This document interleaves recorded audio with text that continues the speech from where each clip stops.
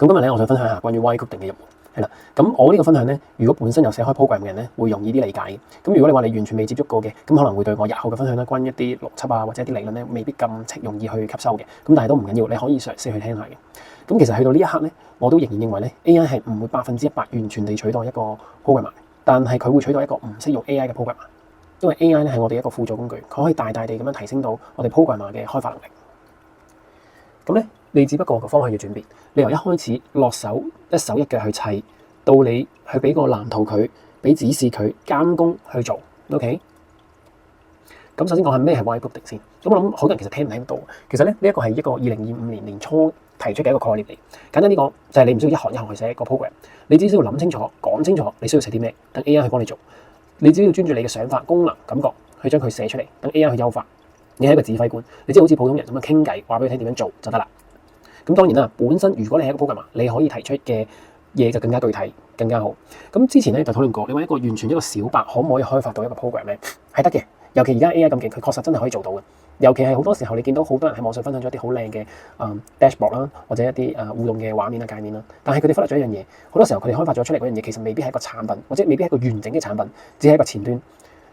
後面仲涉及到 API 啦、database 啦。咁如果佢本身係一個小白，並唔係 programmer 出身嘅話咧，佢可能未必有呢啲概念嘅時候 ，AI 亦都未必會每一步都提清楚佢去做。咁所以可能佢會漏咗一啲重點，導致到產品其實係唔完整，或者有一啲非常之大嘅漏洞。咁當然啦，隨住 AI 嘅能力提升咧，咁其實呢個差距都越嚟越少嘅。咁但係呢一刻咧，你話小白可唔可以完整地開發到一個大嘅項目咧？我相信係有困難嘅。咁 Y coding咧，同我哋傳統開發最大嘅分別就係，傳統開發你由一開始去諗點樣做，跟住去查文件、去寫代碼。咁喺以前嘅時候，我哋做開發，可能我會先諗咗個 database 嘅架構係點樣做，諗好咗啦，跟住先落手做 program， 先做前端，跟住做後端，然後再做 debug。OK， 而 AI 咧就唔同，你可以先去同 AI 傾，等佢俾咗個 proposal 你，然之後你去 review， 冇問題啦。修正到啦 ，OK 啦，咁跟住就去做，唔 OK 嘅繼續來來回，直到你滿意為止。佢可以一日俾100個方案你，都完全冇問題。咁點解而家咁興呢個 Y coding咧？咁除咗因為 AI 嘅大勢所趨啦，佢個效率係大大提升，重複性嘅工作係完全秒殺咗嘅。OK， 好多涉及到我哋做開發，佢唔單止快咗啦，有時候我哋做開發，我哋仲想做一啲dummy 嘅 sample 啦、dummy 嘅 data 啦，其實即刻叫 AI 做埋，佢即刻可以做到，唔需要我哋再去人手去揼或者去寫個 script 去 gen 出嚟。咁成個門檻係低咗好多，因為可能以前我哋可能打撈個逗號啊，揾好耐先揾到啊，原來係少咗分號、少咗逗號，所以成個 program 係用唔到。咁但係而家有 AI 去幫你 review 咧，係快咗好多。咁同埋好多時候咧，我哋以前有啲諗法咧，我哋想做 demo 俾客睇咧，我哋都要啲時間嘅，即係你要做一個互動嘅 demo 咧，係唔係話我哋即刻可以今日就即刻砌到嘅，可能因為佢唔係一張圖，佢需要有功能。但係而家咧，如果純粹做一個齋前端互動界面，唔需要有真實嘅可能記錄啊或者 database 嘅話咧，其實我哋可能即日就已經可以做到。咁主流嘅 Y coding咧，其實有幾種工具嘅，其實都唔止呢一度嘅。咁不過我就揀咗一個比較常見啦，亦都我都接觸過嘅一啲工具分享俾大家。咁最出名一定係呢個 Claude 噶啦，我相信大家都知佢基本上係寫 program 裏面咧，佢可以話係暫時最強噶啦，係啦。咁但係佢價錢都比較貴，而且咧香港嘅用戶係好難去直接可以用到。OK， 咁有方法嘅，咁可能用一啲代理啦。咁但係嗰個就未必係自己直接去駁官方嘅 API 嘅。OK， 咁跟住有 Copilot GitHub 嘅 Copilot 啦。Cursor 啦、Gemini CLI 啦、OpenCode 啦咁樣啦，OK， 咁我個人咧會主流係會推薦咗 GitHub Copilot 同埋 OpenCode 先嘅 ，OK， 咁大家冇聽到 Copilot 咧就覺得佢係一個好弱嘅 AI， 係呢個係唔關事嘅。GitHub Copilot 咧講緊係佢本身入面嵌入咗唔同嘅 model， 係啦，可以去攞出嚟用嘅 ，OK， 咁譬如可以俾大家睇下嘅，嗱咁呢頭我 GitHub Copilot 有個都有 VS Code 嘅畫面啦，咁我就又買到 GitHub Copilot 啦，咁我安裝咗。係啦，咁大家見到我呢度有咁多個 model 可以揀嘅，不論係 Gemini 啦、GPT 啦、Claude 啦，都係可以用得到嘅。OK， 而且佢都會有一個免費嘅 model 喺度用，咁你用爆咗嘅時候咧，咁其實你就會用呢個免費嘅一樣可以去使用到嘅，冇問題嘅。咁如果你中意，你都可以用 Auto 嘅，係啦。咁揀邊個 model 咧，其實係需要你自己實用去用咗啲經驗之後咧，你先至知道啊，我用邊一隻係開發係最得心應手啦，係啦。咁我呢度可以有少少分享嘅。我自己日常咧普通開發我一般會用係 Claude 嘅 Sonnet 啦。咁原因係因為佢本身對寫曲佢嘅反應回饋俾你嘅一啲問答咧係好 user friendly 嘅。非常之適合去做開發，佢會寫得好清晰、好清楚，每一步佢都寫得出佢做緊啲乜嘢。OK， 咁但係咧，有時可能遇到一啲 bug 嘅時候咧，我係嘗試過，都唔係一次半次啦。咁可能好多時候嘗試用佢去做 debug 咧，佢都會可能好耐都係未解決到。但係我用 Codex 去做一啲 review 啊或者 debug 咧，就非常之強。佢好多時一下子就已經收復咗我嗰個問題，係啦。咁但係如果你講到可能係界面靚咧，確實係 Gemini 做嘅，我做嘅 dashboard 啊界面啊，成日都係比較靚啲嘅，係啊。咁可以分享一個我之前用佢做嘅。咁呢一個咧就係我之前用 Gemini 做嘅一個前端啦，咁跟住在背後用 Claude 同埋 Codex 去寫咗 API 接駁翻我自己嘅 agent 啦，咁去完成咗個界面。咁你見到其實 Gemini 做嘅界面確實係靚嘅，相反如果用 Codex 咧都係刺激都唔係話好滿意，做到我想要嘅效果，係啦。咁但係 Claude 咧仲有一個非常值得讚嘅一個位咧，就係佢好少會偷懶。你叫佢做嘅嘢咧，基本上會做足。但係 Gemini 咧同 Codex 佢哋經常性會偷懶。譬如我可能會有50個 slide，我需要佢哋每一個 slide 都補充啲代碼或者補充啲句子啦。咁但係佢哋好多時可能我講咗話要400字或以上咁樣咧，佢哋可能都係求其俾50至100字我。咁但係如果係 Claude 嘅話咧，佢真係跟足我嘅指示。OK。咁呢啲 model 咧，真係經過你自己嘅使用啊、習慣，你之後你會有自己嘅總結，你知道點樣係最適合自己啦。咁同埋另一個我推薦 Gap Copilot 嘅原因係因為咧，咁你喺香港使用咧唔需要任何 VPN，咁你可以直接就使用到所有嘅 model 啦，同埋佢嘅價錢都比較相宜嘅，佢又係月費制。咁另一個就係會介紹你哋用 OpenCode 嘅，咁都可以俾你睇睇個界面，係啦，個界面咁樣，佢係一個 terminal 嘅界面，一個 CLI 嚟嘅。咁新手嘅話，我會建議先由 VS Code 入手做咗先，係啦，因為如果你直接開始就 CLI 咧，可能會唔係咁習慣，尤其係佢冇得話可以喺直接呢度去修改到檔案咁容易啦。因為如果你係用 VS Code 嘅話咧，你見到其實我直接喺呢度咧，其實就可以去改到一路講一路改咁樣，都可以方便自己改到嘢咁樣咯。OK， 係啦，咁都俾大家睇，可能我頭先講到啦 GitHub Copilot 嘅價錢係啦，咁大家見到個人版咧，咁其實如果你直接用咧，其實免費佢都有得用，係冇問題。咁其實佢最熱門嘅呢個咧係11美金一個月嘅啫。咁其實係非常之抵，因為其實有300個 request 可以用。如果你做一個輕型開發或者係試玩係完全夠用。咁你話你即係開始你需要用到重度嘅一個開發啦，你經常要開大 project 咧，咁你可以去考慮到去39蚊美金呢個，咁就1500次嘅。OK。咁佢上手快啦，佢駁落去 VS Code 就可以用到啦。咁而家全球要用最多，咁資源容易去揾，咁你揾教學嘅時候咧都好容易。咁佢係香港地區就完全唔需要 VPN 就可以使用到啦。咁台灣就更加唔需要啦。咁 Gap Copilot 咧，佢有幾種方法去用嘅。OK， 咁我可以示範少少先啦。咁最簡單咧就係我哋喺隔離同佢講嘢。OK，譬如話我想將個網站標題改成登入林三。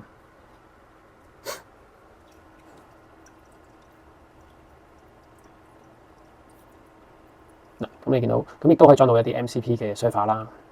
咁你可以喺呢度插件去安裝，有好多唔同 server 安裝。係啦，見到佢已經修改咗啦。咁呢個時候佢就問你係要 keep 啊，定係 undo 啊？成咁我當我 keep 先啦，咁佢標題已經改咗。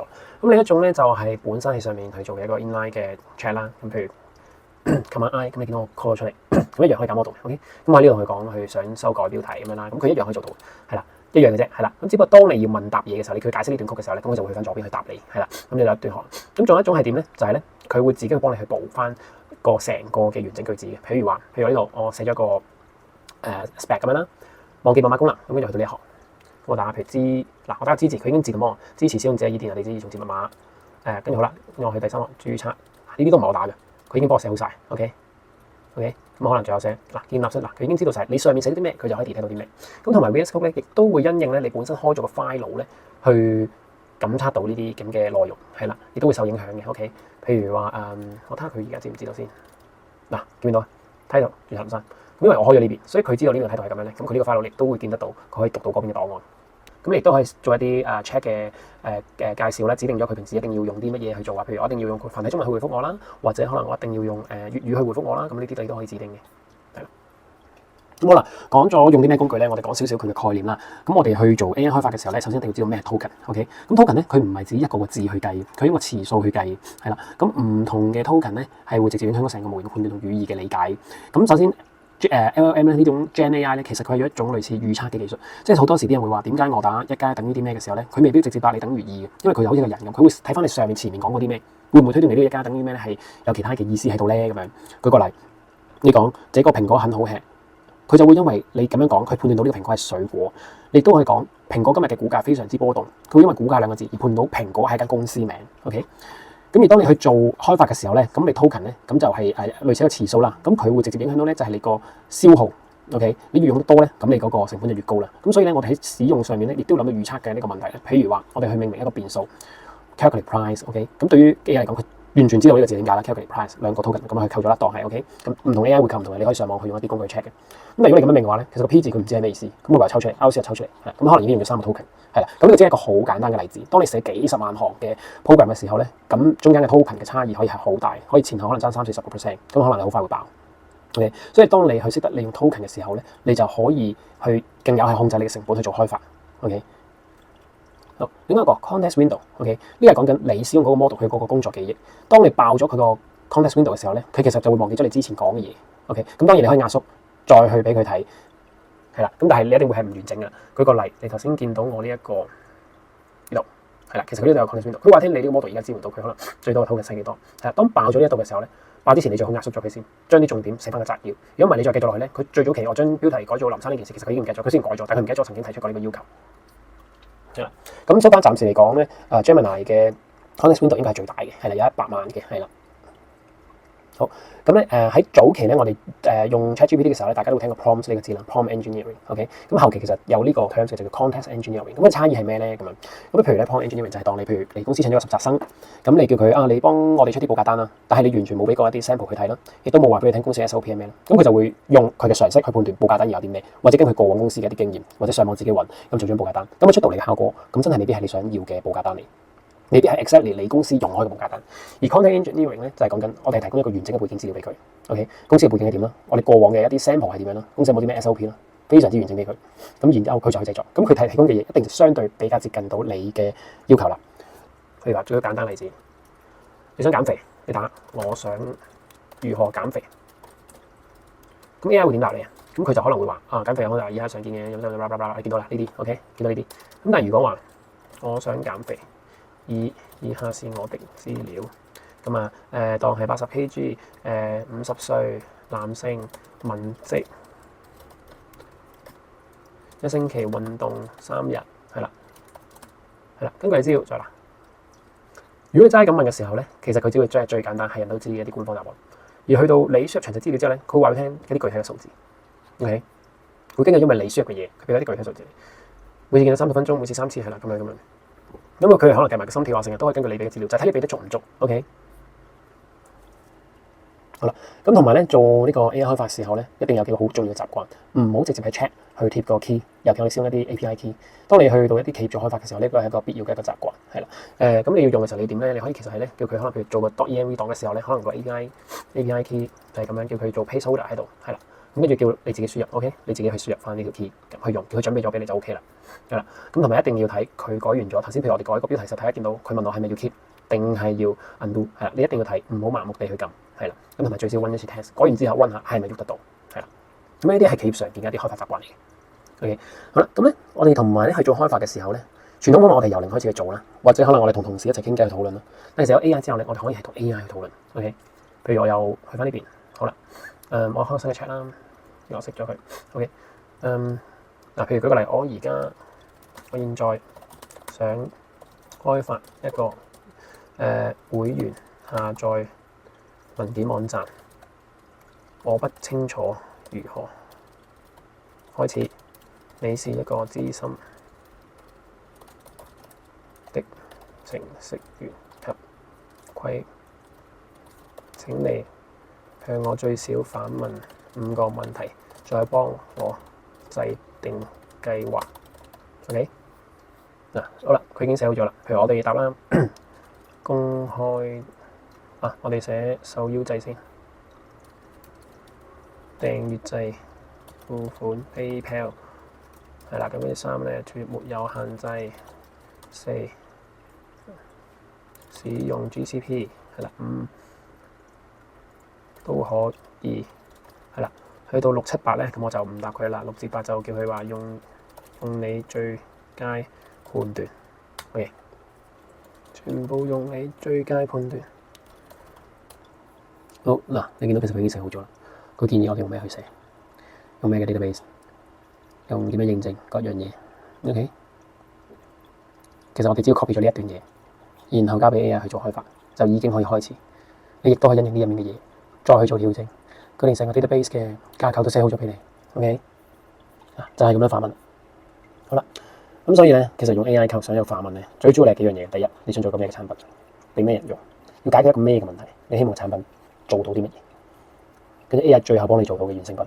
OK， 咁同埋咧，講到你想提升同 AI 溝通效率啦，咁頭先提到咧就係 context engineering 啦，咁其實就係一個格式咧，就係叫做 RTF 嘅。OK，R role T task F format， 咁就係你根據呢一個模板去俾一個 prompt 佢就會用一個更加理想嘅回覆俾你。